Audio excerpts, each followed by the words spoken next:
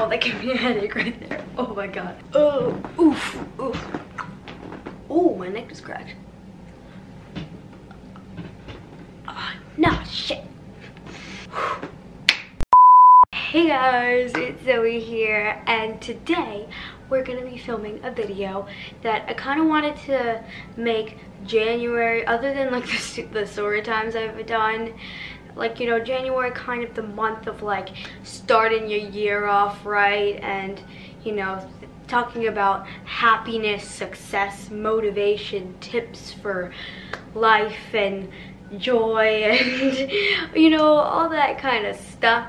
So I've already filmed a video today that was like how to be happy, and then now I wanted to make a video that's like how to rebuild or build to start self-esteem and self-confidence, particularly after recovering or overcoming depression. You guys know that I have depression and I take medicine for it, and I have anxiety too. And 2017 was the worst year in terms of that. It was the worst year in general, but it was the climax of my whole anxiety and depression. So it's been a very long, hard process overcoming it, and you know, these were my New Year's resolutions. My main New Year's resolutions was to be happier and to overcome all my depression and anxiety. Obviously, they're probably not going to completely go away ever, but they can definitely be treated and controlled and well managed. So yeah, I'm working on rebuilding my confidence. I was pretty confident when I was like really young, but the past couple years I've been struggling with self-esteem and self-confidence and insecurity problems. So I wanted to, you know, give you guys some tips and discuss how I'm overcoming my depression and rebuilding my self-esteem. So yeah, let's get into this video. So I have my list on my phone here. Oh my god, my phone's about to die. Okay. So the first step, and I know it's hard, trust me, it's taken me like a year for me to really accept that I need to do this, is to step out of your comfort zone, because people with depression tend to get into a very unhealthy routine of feeling very, very unmotivated to even get out of bed, to go out, to talk to people, to do things, to be around people in general. It's a very unhealthy habit, and trust me, I've dealt with that. Most of my summer was spent alone, crying in my room, and it was so awful. And I realized I just wasted my whole summer when I could have been outside in the sunshine. I could have been, you know, hanging out with, being around people, going to camps, actually doing something, and I wasted my summer like, you know, giving in to this depression. You need to, even if you don't feel motivated to even get out of bed in the morning, you need to get out of bed as early as you can too, while still getting enough sleep. You want to make sure that you have enough sleep, but get out of bed maybe at like 7 a.m. I always thought that was a good time for me, though I had to get up at 6 a.m. for school and I hate it. But I always thought 7 a.m. was a good time to get out of bed, to get out, exercise, which really helps to release those endorphins and give you a sense of accomplishment. And also people with depression, you know, really enjoy that sense of accomplishment when they complete tasks. So, you know, get out of bed. You have to go out, you have to do stuff, and you have to step out of your comfort zone, because your comfort zone isn't healthy and you can't give in to that. So that is a very, you know, a good foundation for this, is to actually get out, get moving, live a normal life, and try not to give in or to really focus your attention on the depression.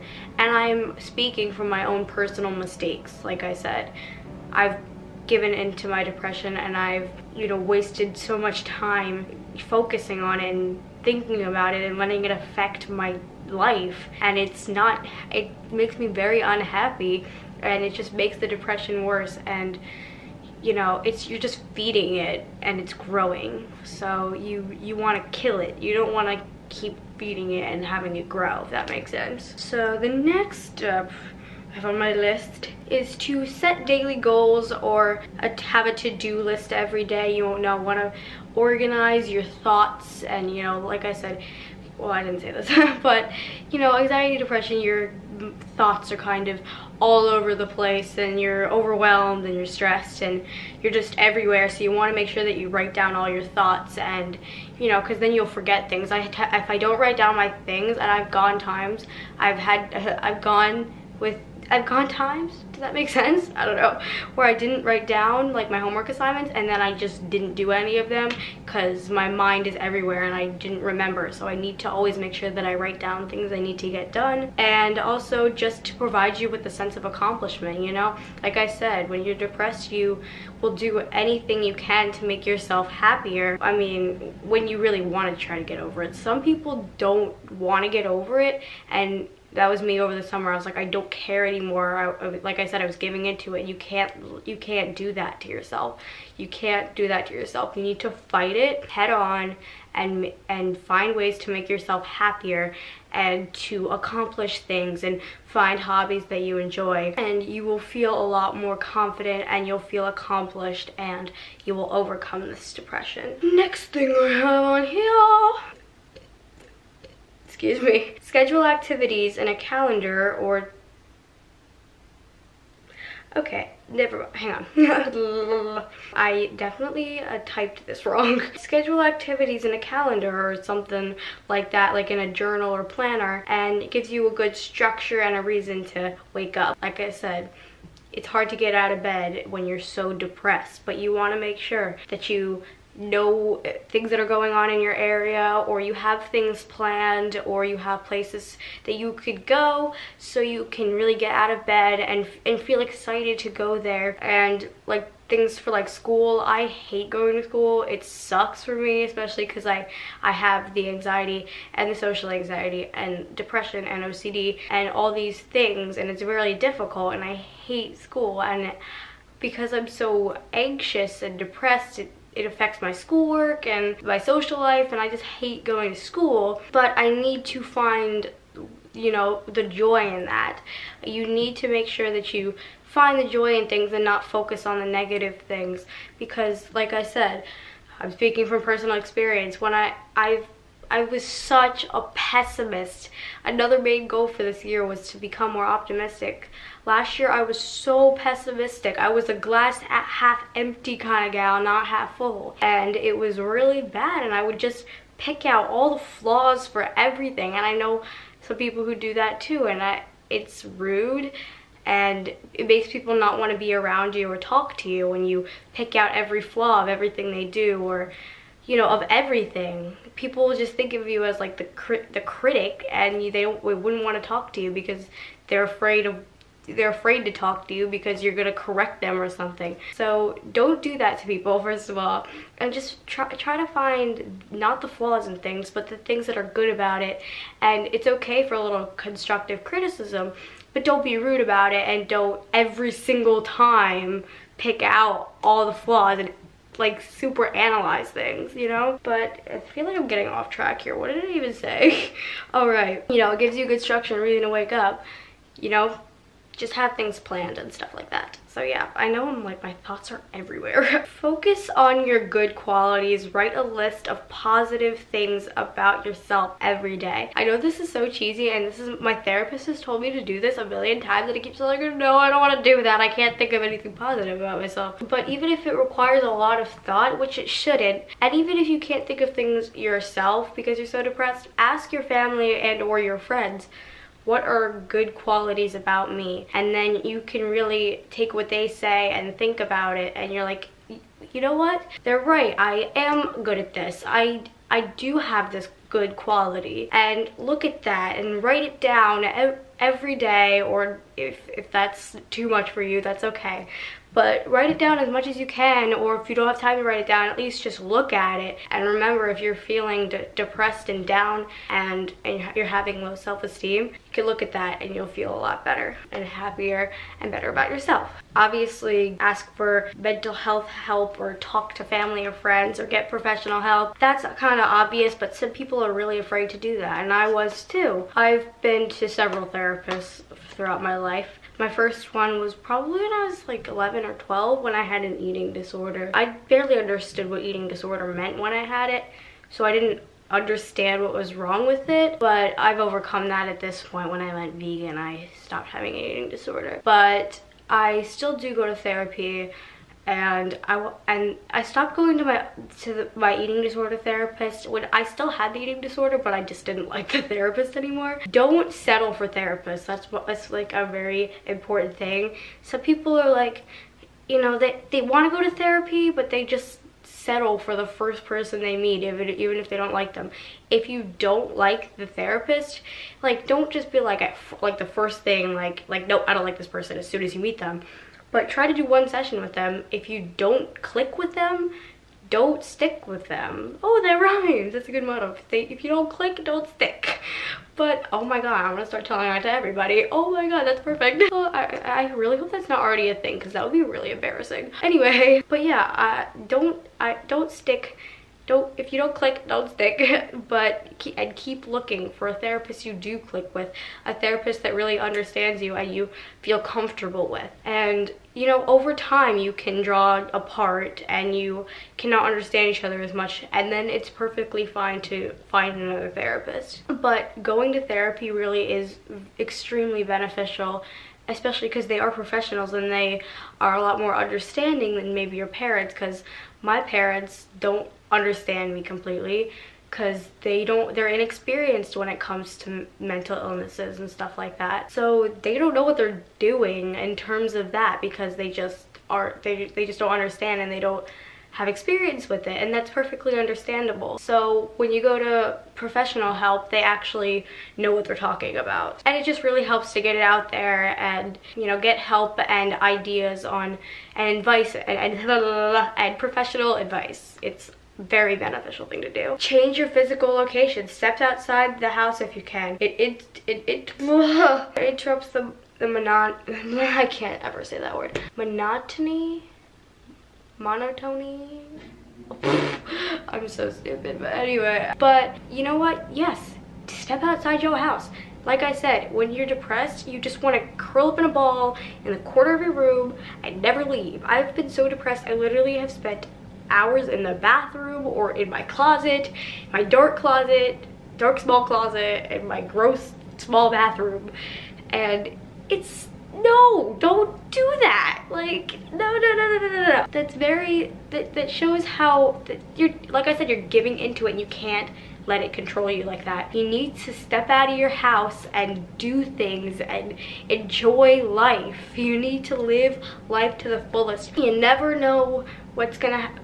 Tomorrow is promised to no one. I hate that expression because it's so scary, because I don't like death, but you really never know what might happen. So you need to, and I've realized this is another thing that, you know, I've realized that I can be a real bitch sometimes, and I can be really disrespectful to like my parents or to people, and then I think about tomorrow is promised to no one, and I'm like, I really do need to respect this person and be kind to them, because I never know what might happen to them tomorrow. Even though that is very scary, you do need to think about that, and you need to live your life to the fullest right now, because you never know what's gonna happen tomorrow. So yeah, I think that's really good advice, that, you know, be kind to everyone and live your life, live your best life while you still can, because you never know what might happen. Be creative or do things that distract your mind. Like, you need to distract yourself from this depression. You can't think about it, or else it's going to consume you, and it does consume you even if you don't think about it sometimes.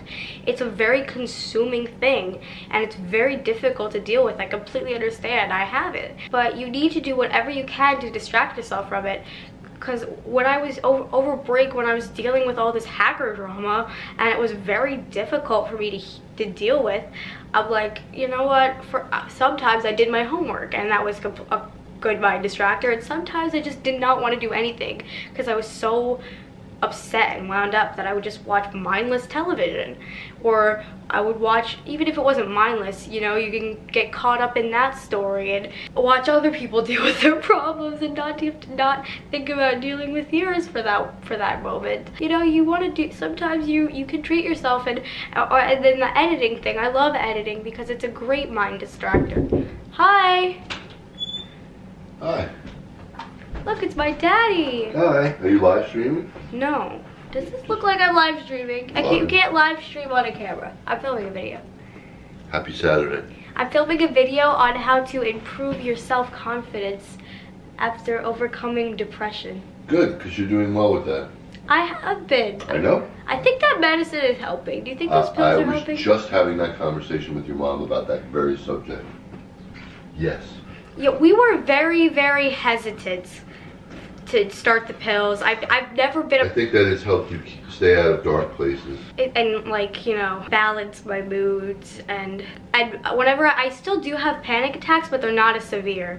I've had panic attacks where like I couldn't breathe and it was terrifying. But I haven't had one like that in a long time, so that's good. I think it is helping you. Yeah, we were very hesitant about starting drugs. You know, like I was very hesitant about getting help in general, and that's why I'm saying it's very important for you to get professional help, because I was very unaccepting of help. I was like, I could do this on my own, but then I finally came to the realization that I'm like, Zoe, you cannot do this by yourself. You don't have the capacity to do that by yourself. It's okay to get help, and it's okay to be hesitant about the drugs for a while. You don't want to just be like, go to a clinic for like the first sign of depression and be like, okay, I need 250 milligrams of drugs. Like, no. First of all, I've been gradually increasing my doses. Like, I had to go straight into like the highest dose, and I also just went so long without taking drugs, and then the anxiety and depression just kept getting worse. It was not helping.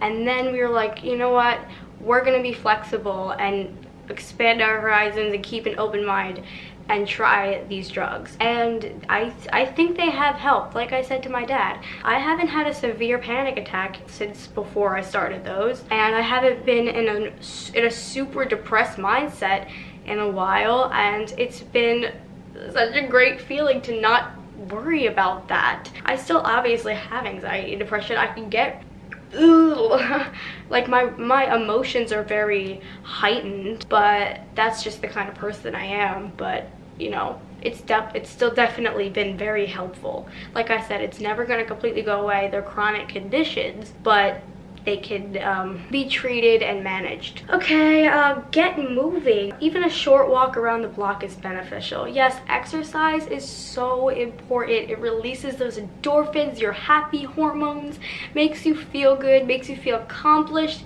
It's so physically and mentally healthy for you, and it improves your confidence, especially your body confidence. My whole life I've been having struggles with body confidence, and after I changed my diet and went vegan and I started exercising, I felt so good about my body, and I was just so much happier and healthier.